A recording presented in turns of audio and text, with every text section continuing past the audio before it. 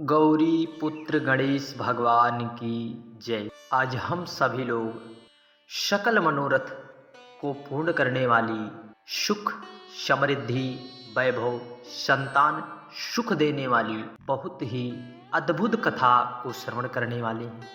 सभी मनोरथों को पूर्ण करने वाली यह बृहस्पति वार की व्रत की कथा है।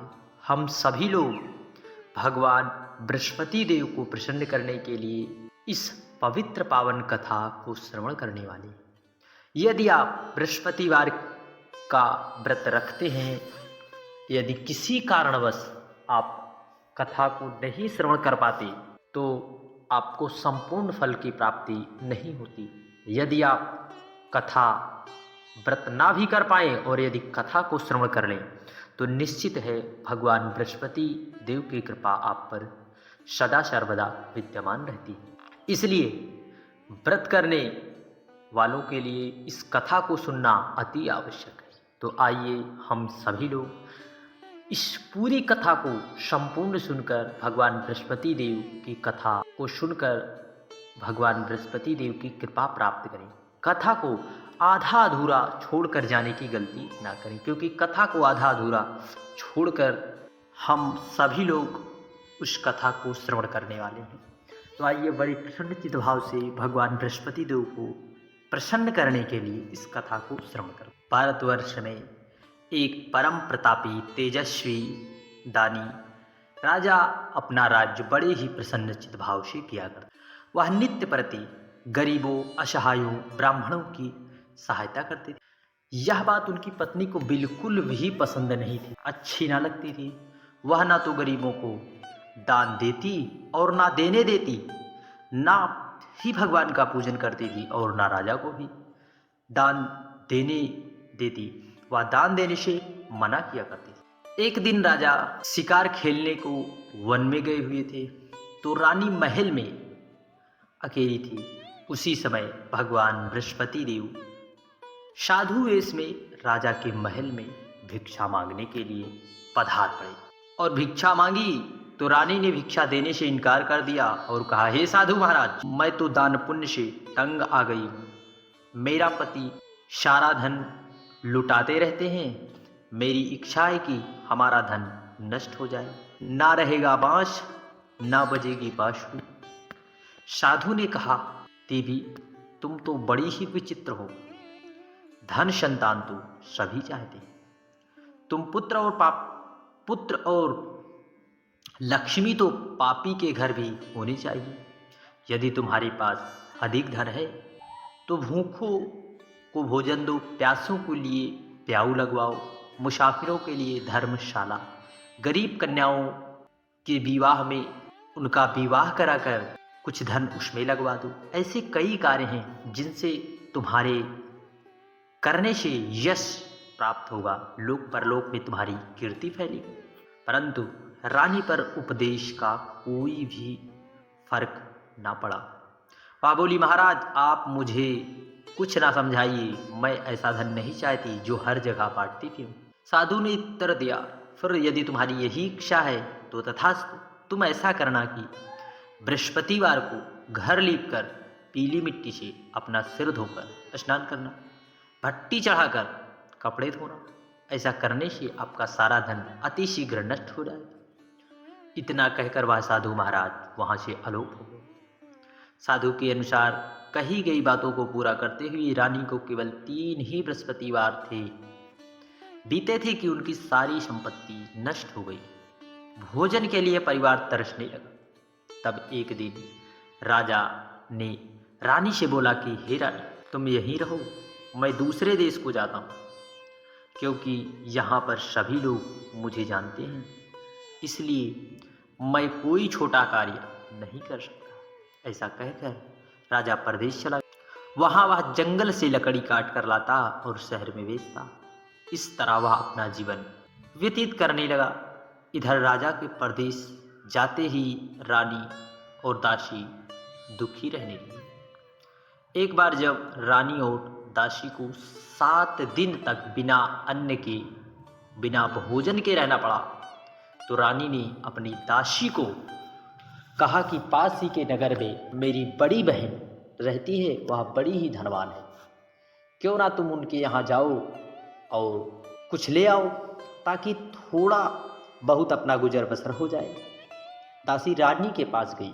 उस दिन संयोग से गुरुवार का दिन था और रानी की बहन उस समय बृहस्पतिवार की कथा को श्रवण कर रही थी। दासी ने रानी की बहन को अपना सारा संदेश कह सुनाया, लेकिन रानी की बड़ी बहन ने संदेश का कोई उत्तर नहीं दिया। जब दासी को रानी की बहन से कोई उत्तर नहीं मिला तो वह चुपचाप दुखी और क्रोधित वहां से लौट आई। दासी ने वापस आकर रानी को सारी बात बताई, जिसे सुनकर रानी ने अपने भाग्य को कोसते हुए कहा कि मेरा भाग्य ही फूटा हुआ है, अर्थात हमारे भाग्य में भोजन नहीं लिखा हुआ है। उधर रानी की बहन ने सोचा कि मेरी बहन की दासी आई थी, क्या कारण था, परंतु मैं उससे नहीं बोली, इससे वह बहुत दुखी हुई होगी। कथा सुनकर और पूजन समाप्त करके वह अपनी बहन के घर गई और कहने लगी, बहन, मैं बृहस्पतिवार का व्रत करती थी, तुम्हारी दासी मेरे घर गई थी, परंतु जब तक कथा होती है तब तक ना उठते हैं और ना ही बोलते हैं, इसलिए मैं नहीं बोली। कहो दासी, क्यों गई थी? रानी बोली, तुमसे क्या छिपाऊं, हमारे घर में खाने तक को अनाज नहीं था। ऐसा कहते कहते रानी की आंखें भर आई। उसने दासी समेत पिछले 7 दिनों से भूखे रहने तक की बात अपनी बहन को विस्तार पूर्वक सुना दी। रानी की बहन बोली, देखो बहन, भगवान बृहस्पति देव सबकी मनोकामना को पूर्ण करते हैं। देखो, शायद तुम्हारे घर में अनाज रखा हो। पहले तो रानी को विश्वास ही नहीं हुआ, पर रानी की बहन के आग्रह करने पर उसने अपनी दासी को अंदर भेजा तो सचमुच अनाज से भरा घड़ा मिला। यह देखकर दासी को बड़ा ही आश्चर्य हुआ। दासी रानी से कहने लगी, हे रानी, जब हमको भोजन नहीं मिला तो हम व्रत ही तो करते थे, इसलिए क्यों ना इनसे व्रत और कथा की विधि को पूछ लिया जाए। अपनी बहन से बृहस्पतिवार की व्रत कथा के बारे में पूछा। उनकी बहन ने बताया, बृहस्पतिवार के व्रत में चने की दाल और मुनक्के से भगवान श्री हरि विष्णु का केले की जड़ में पूजन करें तथा दीपक जलाएं। व्रत कथा सुने और पीला भोजन ही करें, इससे बृहस्पति देव प्रसन्न होते हैं। व्रत और पूजन विधि बताकर रानी की बहन अपने घर को लौट आई। 7 दिन के बाद जब गुरुवार आया तो रानी और दासी ने व्रत रखा। घुड़साल में जाकर चना और गुड़ ले आई, फिर उससे केले की जड़ में भगवान श्री हरि विष्णु का पूजन किया। अब पीला भोजन कहाँ से आवे, इस बात को लेकर दोनों, चूंकि उन्होंने व्रत रखा था इसलिए बृहस्पति देव उनसे प्रसन्न थे, इसलिए वे एक साधारण व्यक्ति का स्वरूप बनाकर 2 थाल में सुंदर पीला भोजन दासी को दे गए। भोजन पाकर दासी और रानी प्रसन्न हुई और साथ मिलकर भोजन ग्रहण किया। उसके बाद वे सभी गुरुवार को व्रत और पूजन करने लगी। भगवान बृहस्पति देव की कृपा से उनके घर पर फिर से उसी प्रकार से धन संपत्ति आ गई, परंतु रानी फिर भी पहले की तरह आलस करने लगी। तब दासी बोली, देखो रानी, तुम पहले भी इसी प्रकार आलस करती थी, जिससे तुम्हें धन रखने में कष्ट होता था, इस कारण सभी धन नष्ट हो गया, और अब जब भगवान की कृपा से धन मिला है तो तुम फिर से वही आलस करती हो। रानी को समझाते हुए दासी कहती है कि बड़ी मुसीबतों के बाद हमने यह सारा धन पाया है, इसलिए हमें पुण्य दान करने चाहिए, भूखे भोजन को भोजन कराना चाहिए, धन को शुभ कार्यों में खर्च करना चाहिए, गरीब कन्याओं की विवाह में, इससे तुम्हारे कुल का यश तो बढ़ेगा ही, साथ ही साथ स्वर्ग की प्राप्ति होगी और पितृ प्रसन्न होंगे। दासी की बातें मानकर रानी अपनी धन शुभ कार्यों में खर्च करने लगी, जिससे नगर में पूरा यश फैला। बृहस्पतिवार व्रत कथा के श्रद्धा के साथ आरती की जानी चाहिए। इसके बाद प्रसाद बांटकर उसे ग्रहण करना चाहिए। एक दिन दुखी होकर जंगल में एक पेड़ के नीचे आसन जमाकर बैठ गया। वह अपनी दशा को याद करते हुए व्याकुल होने लगा। बृहस्पतिवार का दिन था। एकाएक उसके सामने देखा निर्जन वन में एक साधु महाराज प्रकट हुए। वह साधु के वेश में बृहस्पति देवता थे। लकड़हारे के सामने आकर बोले, हे लकड़हारे, इस सुनसान जंगल में तू चिंतामग्न क्यों बैठ? लकड़हारे ने हाथ जोड़कर प्रणाम किया और उत्तर दिया, महात्मा जी, आप सब कुछ जानते हैं और मैं क्या कहूँ? यह सुनकर यह कहकर रोने लगा और साधु ने अपनी आत्मकथा सुनाई। महात्मा जी ने कहा, तुम्हारी स्त्री ने बृहस्पतिवार के दिन भगवान बृहस्पति का निरादर किया था, जिसके कारण रुष्ट होकर उन्होंने तुम्हारी यह दशा कर दी। अब तुम चिंता को दूर करके मेरे कहने पर चलो तो तुम्हारे सब कार्य ठीक हो जाएंगे, तुम्हारे सारे कष्ट दूर हो जाएंगे और भगवान पहले से भी अधिक संपत्ति तुम्हें प्रदान कर देंगे। तुम बृहस्पतिवार के दिन कथा उसका प्रसाद बनाओ और शुद्ध जल से लोटे में शक्कर मिलाकर अमृत तैयार करो। कथा के पश्चात प्रेमियों में अमृत व प्रसाद बांटकर आप भी ग्रहण करें। ऐसा करने से भगवान तुम्हारी सब मनोकामना पूर्ण करेंगे। ऐसा साधु के ऐसे वचन सुनकर लकड़हारा बोला, प्रभु, मुझे लकड़ी बेचकर इतना पैसा नहीं आता कि मैं चने की दाल और गुड़ लाऊं और उनका प्रसाद तैयार करूं। मैंने रात्रि में अपनी स्त्री को व्याकुल देखा, मेरे पास कुछ भी नहीं जिससे मैं उनकी खबर न पाऊं। साधु ने कहा, हे लकड़हारे, तुम किसी भी बात की चिंता मत करो। बृहस्पति दिन तुम रोजाना की तरह लकड़ियां लेकर शहर को जाओ, तुमको रोज से दुगना धन प्राप्त होगा, जिससे तुम भली भांति पूजन भी कर लोगे और सामान भी आ जाएगा। इतना कहकर साधु महाराज अंतर्ध्यान हो। धीरे धीरे समय व्यतीत होने लगा। फिर वही बृहस्पतिवार का दिन आया। लकड़हारा जंगल से लकड़ी काटकर शहर में बेचने गया। उस दिन उसे कई गुना धन अत्यधिक मिला और गुरुवार का व्रत किया। उस व्रत के प्रभाव से सभी क्लेश दूर हो गए। परंतु जब दोबारा गुरुवार आया तो बृहस्पतिवार का व्रत करना भूल गया। इस कारण भगवान बृहस्पति देव नाराज हो गए। उस दिन उस नगर के राजा ने विशाल यज्ञ का आयोजन किया और शहर में यह घोषणा करा दी कि कोई भी मनुष्य अपने घर में भोजन ना बनावे, ना आग जलावे। समस्त जनता मेरे यहाँ भोजन करने आवे। इस आज्ञा को जो ना माने उसे फांसी दे दी जाए।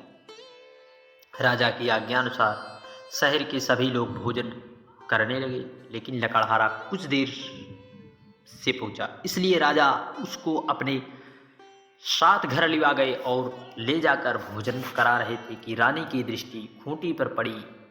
इस पर उसका हार लटका हुआ था। वह वहां पर दिखाई नहीं दिया। रानी ने निश्चय किया कि मेरा हार इस मनुष्य ने चुरा लिया।